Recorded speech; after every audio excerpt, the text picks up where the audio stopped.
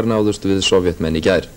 Á síðasta sólarhring hefur verið saltað í 3300 tunnur á öllu landinu og þar af hafa Hornfirðingar saltað í 1500 tunnur. Á Eskifirði hófst síldarsöltun af fullum krafti síðdegis í gær og var saltað langt fram á kvöld. Kristín Helga.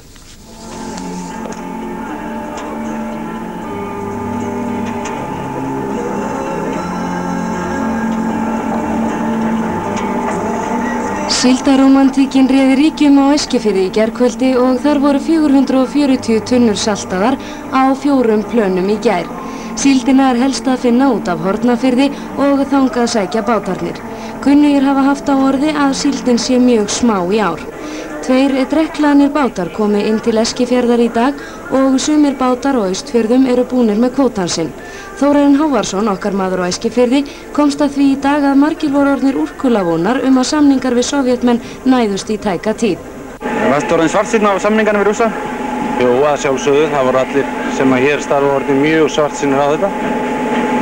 Og fólk að fara að hugsa sér til hreyfings að fara heim og hverfa úr þessu ævintýri enn einu sinni án þess að nokkuð hefði skeð.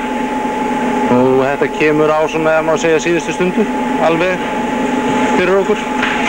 Á morgun verður saltað á 6 plönum á Eskifirði og búist við að unnið verði fram á nótt við saltverkun.